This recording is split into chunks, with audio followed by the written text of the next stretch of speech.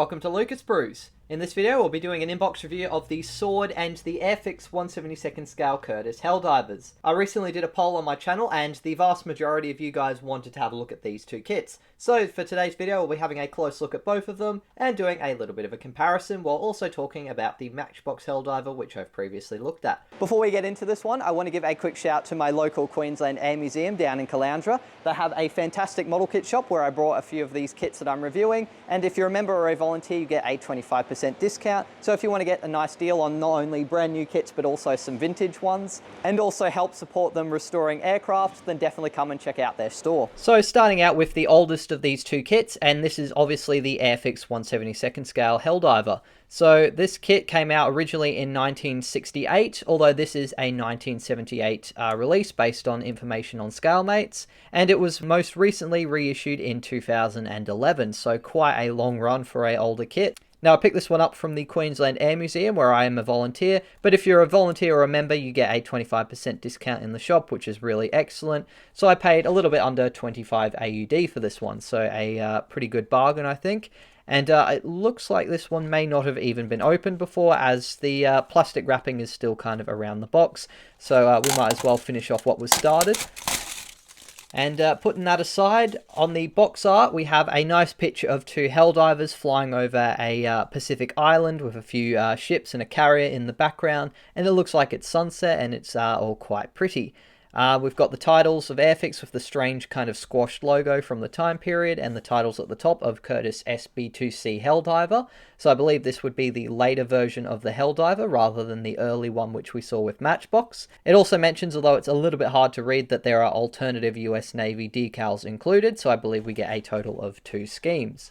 The sides of the box are just repeats of the box art with other details such as the product number of 02031-0, and on the top part here we also have a mention that English instructions are included as well as French, German, Italian and Spanish, and it has some advice about using Airfix products and the paint codes there at the top. And there's nothing on the box, which is pretty typical for Airfix. And the tape on the box here appears to be coming loose, so it shouldn't be too hard to pop this one open. And it looks like all of the plastic parts are still in their original sealed bag here, which we'll have a look at after the instructions. Our decals, which might be savable, but we'll have a look at those last.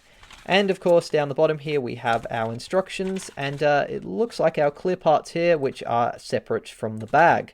So, starting out with the instructions, in classic Airfix form, we have a nice bit of history about the aircraft in question. Down the bottom here, we've got some general instructions as well as our marking guide, which is all pretty simple stuff, but good to have a read if this was your first kit. Over the page, we have our first stages of assembly. Starting out with step 1 here, we have what looks like the entire underside of the wing molded to a center part here with the fuselage or the cockpit floor. And we're attaching basically a seat with a bulkhead and a joystick, along with a optional pilot figure. And then we're also assembling in this stage a rear section or rear bulkheads with the turret ring there for the rear gunner. Once you've assembled those, then you can go on to step 2, which includes a few steps. So we've got assembling the engine, and it looks like we have an option for either a sort of spinner or just a bare propeller hub there. Once you've assembled the propeller and its spinner, you can then assemble the engine, which comes in 2 halves and has a little pin. So if you stick that pin through the engine and don't glue it to anything except for the back of the propeller there, you'll be able to rotate it. Although you'll have to stick the engine into the cowling by the looks of things before you do that, so that you don't end up with the propeller attached and you can't actually put the engine in. And then for assembling the main part of the aircraft, we have that underwing section with the cockpit area, which we attach to one of the fuselage halves. And then you can attach the rear bulkhead section, which you assembled earlier, along with the arrestor hook. And it looks like we've also got a rear figure and the 2 50 cal machine guns for him in the back there to add. And once you've done that, you can then add the other fuselage halve and then join the engine cowling, I'd assume, to the front of the fuselage. So very, very crowded, a lot going on, but fortunately it is still a reasonably simple kit by the looks of things. Moving on to step 3, we have our wings. So it looks like we've got an upper half here for the inner part of the wings, and then we have 2 separate sections for the outer wing. And it looks like if you attach them and don't glue anything, you should be able to fold them. Although it's not very clear how that mechanism actually works, but it does look like it's an option. Then we've got our various canopy sections, and it looks like we might have an optional frameless version of the pilot's canopy section, but again, it's not super clear. But basically, the canopy is split into all of its separated sections, so I believe if you wanted it to be fully opened, you could have them opened up, which is cool. We've got two tiny little parts here, which I'd assume are our cannon barrels, which I almost missed actually. And they basically get attached to the inside of the wing there. And finally, for this step, we've also got our two horizontal stabilizers. Now, turning over the page, it looks like we've then got our landing gear assembly, which consists of the wheels. Not sure if those are two halves or if that's options for different wheel types, but basically you attach your tire or wheel to the main landing gear strut, and then you've got a few landing gear doors to add onto that. Then we've also got a bomb bay, and it appears you've got the option to have it either open or closed, with the inclusion of the trapeze and a little bomb, so that's a really nice touch. I don't think there's going to be too many details in there, but it's cool that you have the option to have the bomb bay doors open if you wish, which was definitely not an inclusion in the Matchbox kit. Then we've also got some other options for drop tanks and rockets, or some extra bombs if you wish. And then we've also got our various antennas, our pitot tubes, and I think these might be some sort of radar kind of antenna array. So a fair few little details to add to the wing there. And we've also got a very small looking tail wheel. There's a few little bits here about attaching the fuel tanks and the bombs, and they appear to go into the same slot. I'm not quite sure why they've got enlarged instructions there when it still seems reasonably clear where they're going, but oh well. And then finally we've got our marking guide. So there's not many details included about the two schemes, but it looks like we've got a 3-tone one from the war, and then this might be a post-war one or a very late war one with the all-over sea blue. So unfortunately, being in black and white, it's hard to sort of see where the marking lines are for the medium blue and the white and the sea blue on the 3-tone scheme. But fortunately for the second scheme, it is all pretty simple, just basically an orange band and sea blue. And that's pretty much it for the instructions. We also have this little piece of paper asking about joining the Airfix Modelers Club, but I suspect most of these details are probably going to be a little bit out of date. Moving on to having a look at the sprues, we have the single bag here which contains most of them, and they all appear to be molded in a dark sort of navy blue. Being an older kit, there isn't really any kind of proper sprues framing around all of these parts, so as you can see, quite a few have actually come off and are sort of just floating around in the bag, which is not ideal as that can obviously lead to them getting damaged, but fortunately they doesn't appear to be anything too serious. And I like that they've actually included a frame that goes around the propeller to protect it, which is good. A few moments later. Okay, so having wrangled all of the parts out of the sprue bag here, I'll see if I can clean this up and we'll have a look at each part one by one. One eternity later. Okay, so I figured we'd start with our fuselage halves here, which as you can see contain all raised details on the exterior, with the little rivets around the engine access hatches, and then full-on raised rivet detailing with raised panel lines for the rest of the fuselage. Although it appears we've got a sort of mix of sunken and raised details for the fabric surface there. They've sort of done recessed divots, but then there's raised panels or lines on the top there. And they've done a few of the little access hatches and ports there, which all look quite nice. And considering the age of this kit, honestly, it looks really quite detailed. It looks like they've molded an exhaust here to the cowling there, and there is a bit of a sinkhole as a result, and not the best detail, but hey, at least they've had a go. And yeah, it doesn't look too bad. We've also got some nice recessed vents on the side there, which look pretty good. And in general, though I'm not a Curtiss Helldiver expert, the shaping on this still looks pretty good. On the inside, there's nothing really, which is to be expected from an older kit like this, although there are some guidelines to help line up some of the parts. And we have our second fuselage half here, which has pretty similar details, although there are a few extra little vents here. I think that might be a hole to fit the antenna on the front there, and it looks like the parts are going to fit pretty nicely. They've got guide pins here to help line them up, so that's good. And yeah, as you can see, it looks like a Curtiss Helldiver, even if it is one with a lot of raised rivets and slightly basic details. We've then got our main part here with the underside of the wing, and once again a lot of raised rivets and raised panel lines. And curiously, they've had a go at doing the perforated dive flaps, and it appears they've done it by doing raised kind of circular lines there. So I am tempted to maybe 3D print some dive flaps that actually have the holes and replace that part entirely. Our bomb bay is also really quite rudimentary. It's sort of just a representation of where it would be without any detail. But considering the age of the kit, that's pretty reasonable. It looks like we've got some slots here to drill out if you wanted the rockets or drop tanks or the bombs. And there's also a hole here which I believe would be for the stand. And we've also got a little Airfix logo and the copyright of 1968, which I believe would be the original toolings date. You've also got these little holes here to help line up the parts for the cockpit, I believe.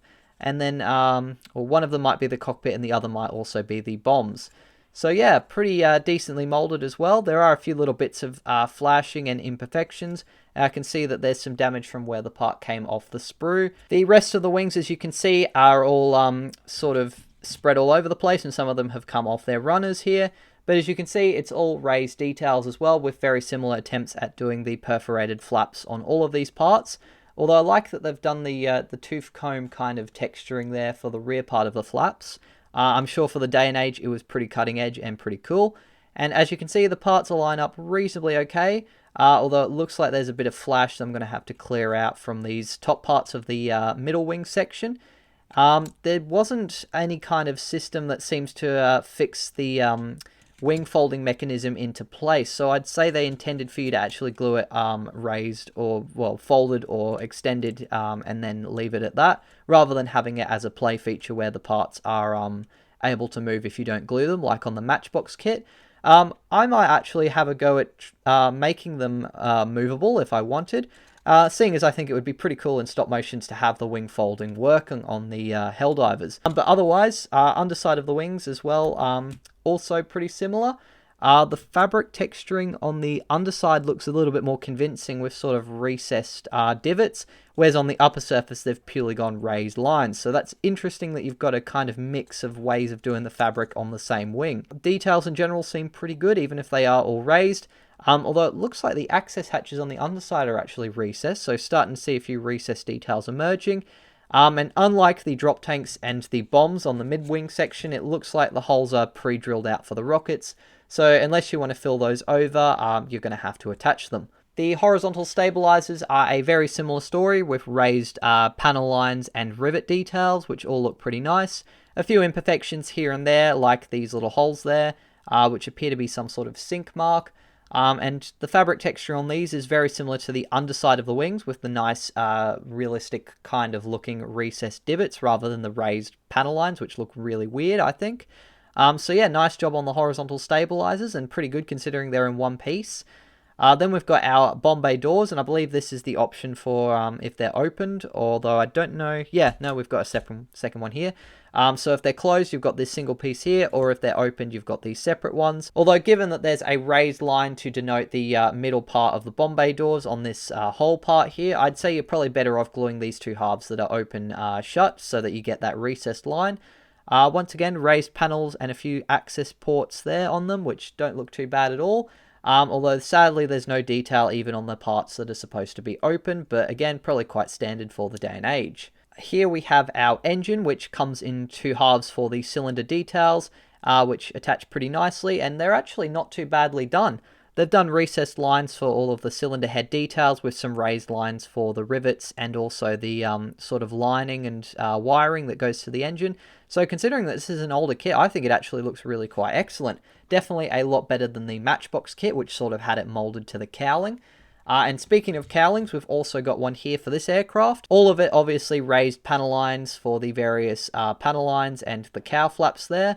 And we've also got some little bits of detail for the oil, I think, cooling system at the bottom here, which is done with recessed details. Next, we have some semblance of a sprue here with a lot of parts missing, but it looks like we've got one of the landing gear bay doors, the second of which is separated here. And as you can see, again, raised panel lines and raised rivet details without any detail apart from some holes there to help line up parts on the inside. Then we've got our very basic kind of rockets, which are pre-molded to their attachment points. So they're a nice little basic representation. We've then got our drop tanks here, which have some raised details, as well as the attachment points once again molded to them. So pretty basic, but a nice little inclusion. And of course we've got our landing gear struts down the end here, which have the holes to help line them up. And it looks like they've done some recessed kind of areas for the various details on them, but they are still reasonably basic. Although at least they're cleanly molded, which is good. Our next small sprue here contains the bulkheads here, which are all pretty basic. Our wheels, which don't seem to have too much detail on them. Curiously, it appears we've got a wheel halve here, and then we've got 2 whole wheels. And then there's a separate wheel halve here as well, so I'm not quite sure what that's supposed to do.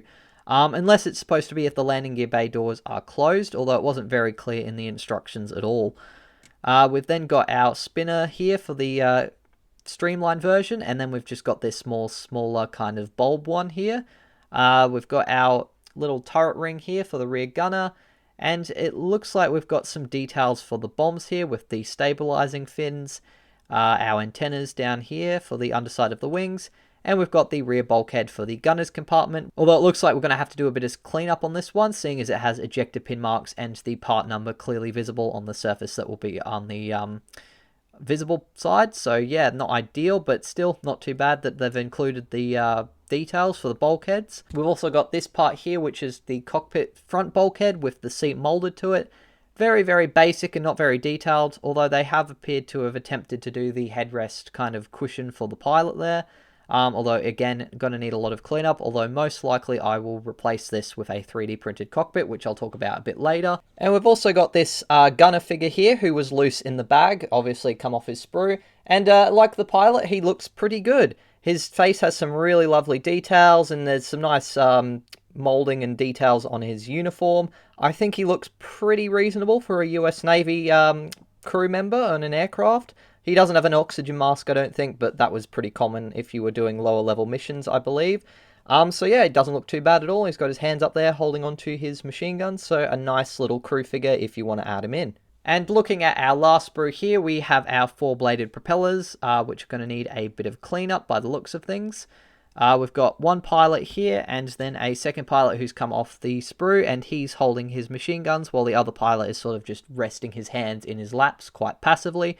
But the details on these guys actually look really quite great, especially considering the age of this kit. So they're going to look pretty good, I reckon, if you paint them up. And then we've got various smaller parts here, like I believe the cannon barrels. Not too sure what this part is. It might be some sort of air intake or scoop. We've got our little tail wheel here. Machine guns, which actually I might have been mistaken. I said 50 cals earlier, but they might actually be 30 cals, so I'll have to correct myself. But they look a little bit distorted, but like a basic representation of the guns. We've got our joystick here, which appears to have the firing button on the top there. So that's a surprisingly fine detail they've captured, or it could just be an imperfection that happily looks like one, but yeah, it doesn't look too bad. These, I'm not too sure what they are. They might just be another part of the landing gear bay doors with some rather thick raised lines there. These appear to be our bombs, or the front kind of half of them. Looks like the top halves are missing, but luckily they're here. And they've got our little attachment points to mount them to the underside of the wings. And as for the main bomb for the center line here, this appears to be the other half there. And we've also got the trapeze here for attaching the bomb, which as you can see has holes there to help it attach to the trapeze itself. And finally, in this little part here, we've got our tail hook and the rather strange looking pitot tube. Oh, and there's also this little antenna here, which I forgot to mention. And the last part I can find here that came off the sprue is our propeller kind of locking pin. So that'll basically go in through the middle of the engine cowling details and then attach to the propeller like so to sort of lock it in place. And if you don't glue it as mentioned, you'll be able to freely rotate it. So pretty typical assembly for those classic Airfix kits with the little play features. The very last sprues we have to look at here are the clear parts. Now I'm sure a lot of people would be really excited to have these little clear stands included in modern kits. Personally, since I do a lot of animations with my kits, I tend to put the wheels down on all of them because it's easier to animate an aircraft with wheels down and then edit it out rather than the other way around, obviously. But that's a nice little inclusion, and it would be cool, I'm sure, for a lot of people to have these stands come back into fashion. But yeah, nice little clear stand if you want your Helldiver to be flying. And then we've got our clear canopy parts here, which are all a little bit thick and have a few little scratches here and there. But honestly, considering the age of the kit, they actually look really quite fantastic. And I think they've done a better job than Matchbox, considering that they've done the actual separate segments here. And the quality looks a little bit better than I can recall on the other kit.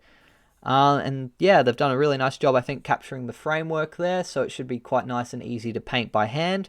And they've obviously got the option for either a frameless midsection here for the pilot's canopy, so that's a nice little touch if you want to do a different variant. And yeah, overall, not too bad looking. I may try and vacuform these if I'm feeling a little bit more confident with my vacuforming machine, but otherwise they might be serviceable as is. And finally, we have our decals, which unfortunately, being an older kit that's probably been in storage somewhere in Australia, the paper has sort of become fused to the decal sheets. I'll see if I can... Yeah, no, I'm not going to be able to take it off. Basically, it's sort of stuck to the decals. Could maybe try a bit of water and see if that dissolves the paper, but I have tried that before on some decals and had no luck. So if you've got any advice on how to fix this, let me know. I think it's just a result of the heat and humidity, but you can sort of vaguely see our markings there, and they don't look like they've yellowed or anything too bad.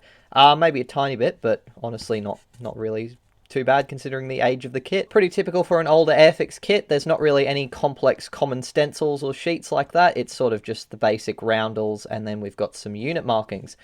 So hopefully I can save them, otherwise I might have to use some spares from some of the other Helldiver kits. So that wraps up our look at the Airfix Curtiss Helldiver, and I have to say, for an older kit, I'm actually kind of impressed. I think they've done a really nice job capturing all the surface details, even if they are raised. I might try and recess all of the panel lines, but I think I might even try and keep the raised rivet details. Even if they are a bit out of scale, I think they kind of look cool on a attack aircraft, which wouldn't have had the same kind of polished finish as a fighter with all the sunken rivets. Definitely a lot more detailed than the Matchbox kit, and it has the extra feature of the bomb bay doors being open, which I think is cool. Although obviously it's the later version of the Helldiver, so some features are a bit different to the Matchbox kit, so if you're really after the particular variants, it may not be a suitable alternative. But I think it's definitely a step up, which is a bit funny considering it's older. Although obviously it's not perfect, and definitely a older kit with a lack of detail in the cockpit area and finer details.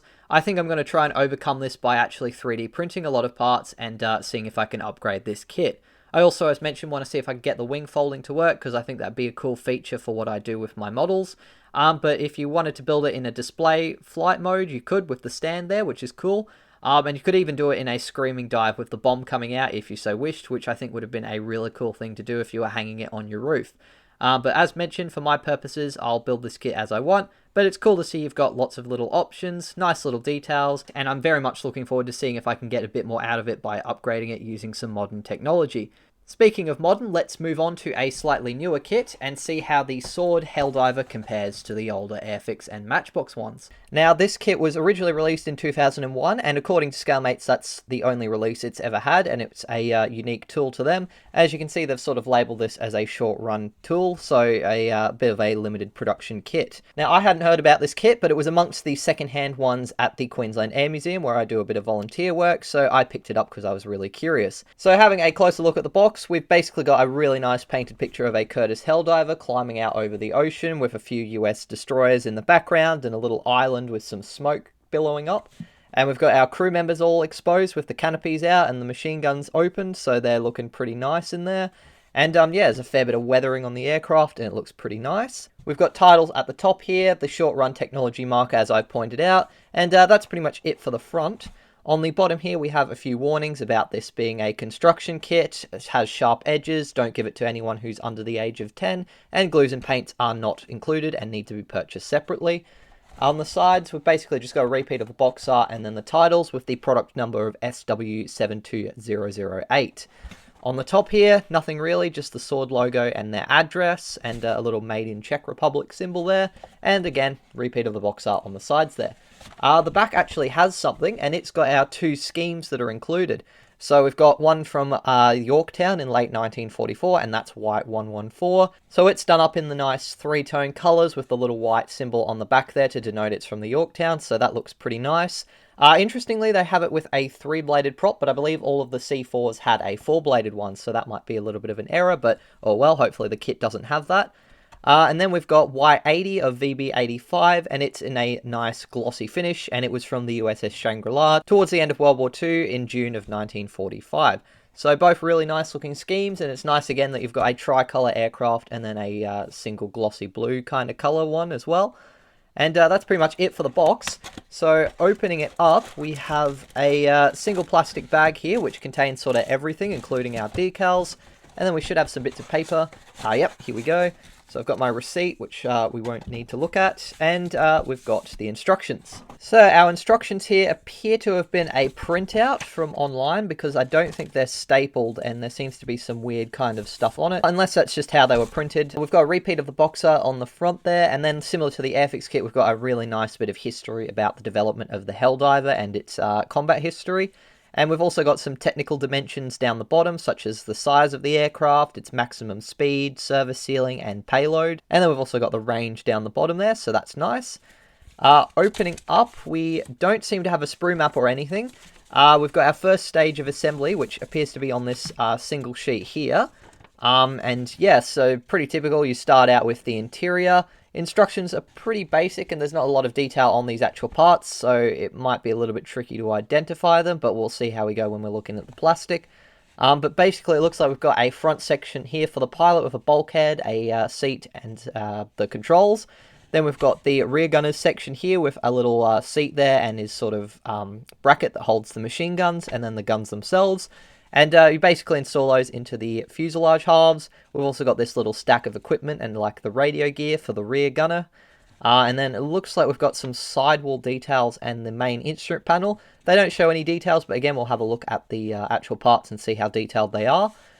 They might actually be resin parts as well, because I think we get a few little pieces of resin to upgrade the plastic details.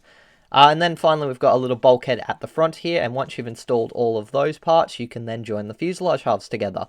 It looks like we've got a section of window here to install, or perhaps a little detailed part that goes on the interior there, but that's pretty much it then for the fuselage halves. Then we've got our engine, which comes with two halves here for the cylinder, and then we've got a propeller with a base for the spinner, and then the spinner itself, and the engine cowling.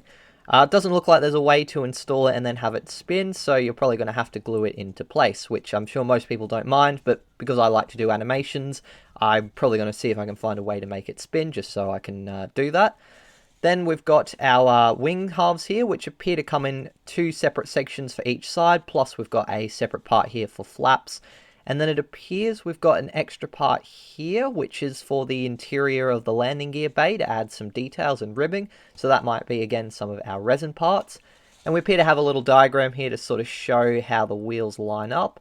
And it has a little arrow there indicating them retracting inwards. So maybe that's to help you if you're wanting to have them retracted.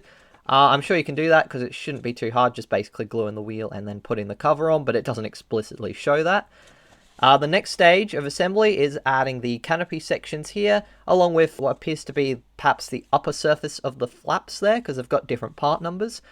So you might actually have the option to have them split and open if you wanted, which is cool. Then we've also got the horizontal stabilizers, which come in two little kind of halves there, which get added to the rear. Looks like our tail wheel kind of bulge that's mounted in, and the tail hook. And then you can add the wings, some exhausts, and the engine assembly to the front there. Looks like our wingtips are also a separate part there, so I'm not quite sure why they've done that. Maybe there's a version of the Helldiver that has clipped wings, but it looks like for this one you'll be adding those on.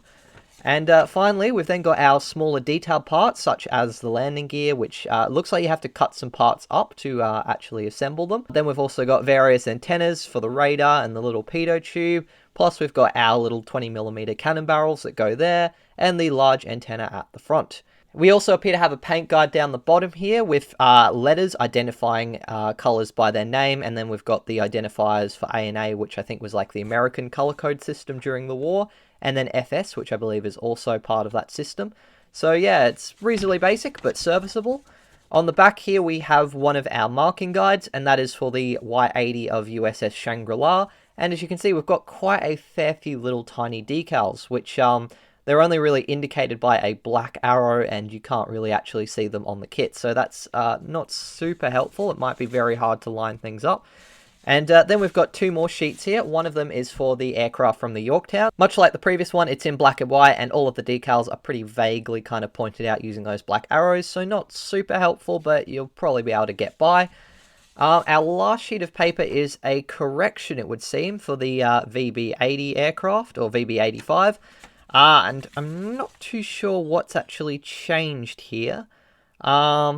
Yeah, I'll have to look pretty closely, I think, to figure that out, because it looks pretty much the same. So, yeah, not sure what's going on there, but, oh well, they've obviously had an amendment at some point and added it in. So moving on to the parts and the decals, as you can see, everything is contained in one absolutely massive plastic bag, and it seems to be sort of divided into these sections. So we'll open this one up and have a closer look at everything.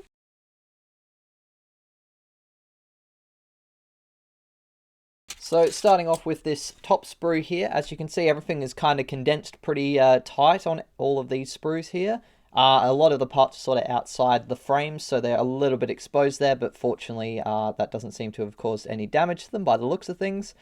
We've got our right fuselage halve here, and as you can see, we've got some very nice little recessed details with some raised bars or lines here to represent the sort of fabric texture. So pretty basic, but not too bad, and definitely a step up from the raised details in the Airfix and Matchbox kit. We've got a few holes at the back of the tail here to help line up the horizontal stabilizers. Otherwise, there's not really anything to line parts up, so it's definitely a limited run kind of kit, as the box said. On the inside, there's not really any sort of details, but there are some little recesses to sort of show where to fit some of the resin parts, which we'll have a look at later. A fair few ejector pin marks, and some which might need a bit of work to clean up. There's also a lot of scratches and things on the inside here, but on the outside, fortunately, the plastic seems pretty good. I do notice there's a few kind of little bits and strange sort of bumps and textures in the middle here, but nothing too bad. Then we've got our horizontal stabilizers here, and as you can see, the parts to line them up are going to be pretty vague, so you're going to have to do a bit of cleanup and, yeah, very carefully line things up there. We've got a fair bit of flash as well on the elevator here, but for the most part, it's okay. We've got recessed panel lines here, and again, we've got those little raised lines for the fabric texture, and we've got a recessed trim tab here. Looks like we've got a bit of detail on the underside here, but a section is molded separately. So again, we've got recessed panel lines and the fabric texture on the bottom there. Then we've got our wings, or at least one set of them. So this looks like the top half of the left wing here. And we've got some nice little recessed panel lines and access hatches and filler caps. And I think that's a little access hatch to get to the 20mm ammunition sort of boxes and that. And you can see they've done the recesses for where the wings would fold. The ailerons here don't have any fabric texturing, but they do have some vague kind of recesses for where the trim tabs are. And it looks like the tips of our wings are separately molded here. Once again, a fair bit of flash on these parts, and also the way they're lined or attached to the sprues here means they're probably going to need a fair bit of cleanup to get them nice and smooth. On the underside of the wing, we've got a lot more detail with all of those recessed access hatches and drainage ports and all that sort of stuff. I think these also might be formation lights here, or at least two of them. And again, no real kind of detail on the ailerons here, just basic sort of recesses for, I think, some sort of access hatch and the trim tabs there. Otherwise, though, not too badly done. We've also got our wheels here, which don't appear to have much of a tread pattern, and there's a lot of flash that's going to need to be removed. But as you can see, we've got some pretty nice details for the hub there, and on the other side as well, there's a few little recessed details there, which look pretty nice. Not too sure what this bump here is. It could be perhaps one of the exhausts, but I think we get resin parts for that, so not 100% sure. Looks like we've got some sort of antenna array or radar system, which is going to be a bit of a pain to clean up because of how it's attached to the sprue, and also, as you can see, there's some flash and looks like little bits of imperfections or some sort of plastic bit there. Then we've got our dive brakes here, or flaps as well. And on the top surface here, there doesn't appear to be any sort of detail, although they have done the sort of razor comb kind of pattern at the tip of one of the flap parts there. Though on the inside, we've got recessed holes there for all of the little perforations in the flaps, which look pretty good. We've then got our landing gear struts here, which are, again, pretty going to need a bit of cleanup, but on the whole, not too bad. We've got our rather thick landing gear bay doors there with some very nice raised ribbing details on the inside there.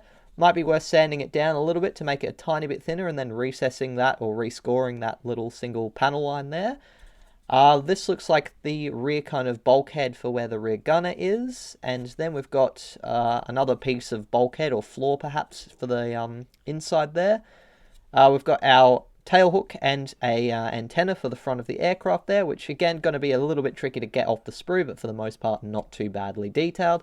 I'm not too sure what this part is here. It looks like it's got some sort of details for ribbing or something, so it might be an interior part. So definitely not as cleanly molded as some of the older kits that we've seen, but being a limited run, you can kind of forgive it from that. And it does have some quite nice recessed details in some places, although may need a little bit of work and a fair bit of cleanup. Moving on to the next set of sprues, they're pretty similar. We've got once again another fuselage half. This time it's the left side, and again it's got the same sort of recessed details with the raised lines there for the fabric, and the only kind of parts to help line things up are the holes here for the horizontal stabilizers. I don't even think there's any on the inside. No, there's no holes or pins to line the fuselage halves up, which is going to be a little bit of a pain. And these ejector pin marks are very big. You're definitely going to have to sand those. But otherwise, not too bad. Horizontal stabilizers look pretty good again, and the wings are the same. Then we've got some engine details here, which don't look too bad. We've sort of got some raised lines for all of the cylinder head details and a little bit of wiring details. And then the sort of front gearbox part there looks pretty decent. We've got a rear set of cylinders details there as well, which look good. This appears to be the turret ring for the rear gunner, which doesn't look too bad. We've got a bulkhead here for the engine, which would attach to the fuselage just there. We've got a rather nice looking bulkhead here for the pilot with what looks like some oxygen masks or some sort of wiring system behind him. And he's got his little headrest molded there, which is pretty nice. Once again, we've got the dive brakes, which don't look too bad at all. We've got our main instrument panel here, which has some recessed holes for where all of the gauges are. I believe there's also a decal, so if you put a little bit of decal softener and get it to sink into all those holes, I think it'll look really nice. We've got our pitot tube here, which is going to be a bit fiddly to get off the sprue, I reckon, but doesn't look too badly done otherwise. We've got some strange squares here, perhaps part of the landing gear doors or something, but I'm not 100% sure. We've got the spinner cover for the propeller, our nice little tiny tail wheel there, the base of the propeller by the looks of things, which I think the propeller blades would then attach to, our 30 cal machine guns for the rear gunner, and finally we've got our joystick, which again is very, very closely molded to the sprue there, so that's going to be a little bit tricky to get off. The last few plastic parts we have are ones that have sort of come loose in the bag. So we've got our engine cowling here, which is pretty messy. Unfortunately, there appears to be some imperfections and little kind of globs of plastic, which are going to have to be sanded off. And the recess detailing is a little bit weak in some areas, especially around sort of here. And yeah, that's going to need a little bit of work, but it doesn't look too badly shaped or anything. These appear to be the underside or perhaps the upper surface of the horizontal stabilizers that was not molded to them. We've got a fair bit of sprue attachment there that's going to have to get cleaned up before they'll actually fit together, but otherwise they look pretty good. We've got our propeller blade here, which has a lot of flash and imperfections on it, especially towards the inner part here. So that's going to need a fair bit of cleanup, and as you can see, there's sort of flashing helping to attach it to this little bit of sprue. So yeah, that's going to need a fair bit of fiddling around. And finally, in terms of plastic parts, we have what looks like the cockpit floor for the pilot area. So we've got the little cover here for where the joystick would attach to, and a few little recessed panel details for the flooring, and some raised details for some of the controls and details on the cockpit floor. Being a limited run kit, you also get some nice resin upgrade parts to add a little bit of extra detail. I really like that they've done these resin exhausts because they're drilled out, so they'll look really fantastic. We've then got some details here, like we've got the pilot seat with some nice little seatbelt details molded into it. This looks like the rear gunner's seat, and I'm not too sure what these parts are for, or these little kind of circular cylinder thingies, but I suspect they might be useful for some part of the interior. I'll have to have a closer look when I'm actually building this kit. We've then got our radio stack and sort of area behind the pilot done in resin, and that looks really fantastic. You can see all those little details that are in the back of the Helldiver and all the radio stacks, which look really great, and that hasn't been replicated on any of the ones we've looked at so far. Then we've got what looks like some sidewall details here, so some sort of trim wheel or some control lines, and then a few probably little radios and throttle controls there, which look pretty good. We've got our gun sight by the looks of things as well, which is going to be a little bit tricky to cut out. It may be worth 3D printing a replacement instead. But then we've also got another sidewall here, and that again looks really fantastic with all these little details that will look really great for the interior. And finally, in terms of resin parts, we have what looks like the inside of the landing gear base. So that includes some recessed wiring details and some really fantastic looking ribbing. My experience with these resin parts is that they're very tricky to handle, and you've got to wear a mask because obviously resin dust is really not good. And compared to 3D printing parts, you don't get the same print lines, but you also have to do a lot more cleanup. So it can be a little bit of a catch-22, and in some cases I would prefer 3D printing my own replacement parts. But I reckon I'll try and use a fair few of what's in this kit because it looks pretty decent. And if you've been wondering where our canopies are, they are actually 2 sets of Vacuform ones rather than any clear plastic.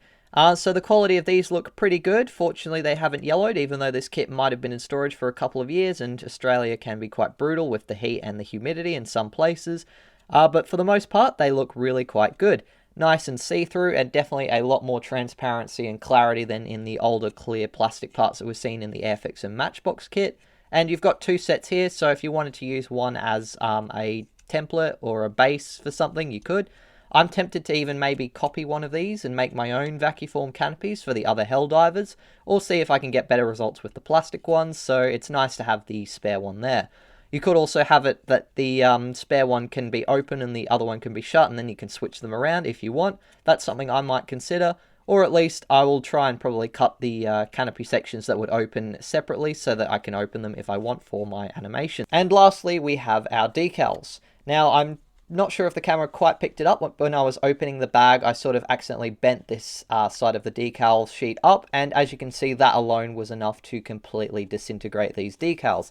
So I suspect they're not going to be of great quality, and as soon as I put them in water, there's a chance they're going to disintegrate. I probably should get some microsol because I've done a fair few vintage kits and had that happen, and it would be nice in some cases to save them. Otherwise, though, I should hopefully have enough spares to cover the roundels and possibly some of these markings if I wanted to do any of these aircraft. Otherwise, I might have to try and get a custom set made or find some spare decals online. But for the most part, these decals don't look too bad. It's a little hard to kind of see the white text on the backing paper because of the colors, but I think you can kind of read most of those kind of common stencils there, which is pretty awesome, especially for a limited run kit. So yeah, the detail quality on the decals looks excellent. I like, again, the choice of either the tricolour scheme or the late war glossy blue, so that's nice that you've got the choice there. And they've also included this correction sheet, which I think is to change the shape of the arrows on the tail of one of them. Plus there's a few more little common stencils, so yeah, they're pretty good. I'm hoping they'll be of decent quality, and maybe I've just been a little bit too rough with this one, and that might have happened to other decals, but I suspect that most decals would have survived getting bent, but these ones are going to be a little bit more fragile. So that wraps up our look at the Sword Curtiss SB2C Helldiver. So it's definitely a short-run kit, as the box points out, and it has a fair bit of cleanup and some fiddling around that's going to be necessary to get a decent result. But it's definitely a step up, I reckon, in terms of detail, especially with the cockpit area compared to the older Airfix and Matchbox kits. So I am looking forward to having a go at this one, and I think for $25, which is what I paid for secondhand from the Air Museum I volunteer at, I think that's a pretty good deal for this kit. Probably wouldn't want to pay too much more though, as it is going to need, as I've mentioned, a fair bit of work. But if you're happy to put in the effort, I think this is a pretty great Helldiver. Though if you're a beginner or just want to build one and have a lot of fun, I would say this is probably not the best kit, and you might be better with the older ones. So that wraps up our look at the Airfix and the Sword Helldivers. I've also got a video on the Matchbox Helldiver, which I will leave a link to in the description. And as I was making this video, I also picked up the Academy 1/72nd scale Helldiver with the Operation Iceberg release, so I'll do a inbox review of this one too in the near future. I apologise for slowing down in the last week. I've been a little bit unwell, plus I've had some family stuff on with Christmas, and it's always nice to spend time with them. but I will hopefully have a fair few more videos coming out in the new year, and I'm looking forward to sharing, of course, more inbox reviews and builds. So thank you for watching this video. I do hope you enjoyed it and got something out of it. If you did, please be sure to leave a like, and if you have any suggestions on future videos or have had any experiences with these kits and want to share it in the comments section below, please do so. A massive thank you to my wonderful patrons for helping me to fund buying these kits and also the products I use to make them, and a big thanks to the Queensland Air Museum where I bought these two kits secondhand. They'll be having an open day on the Australia Day weekend in January, so definitely go check that out if you're local to the Sunshine Coast. There'll be plenty of used kits for sale, and it's also really awesome to help support them and see some aircraft in real life. That's it for now, but until the next video, as always, take care and model on.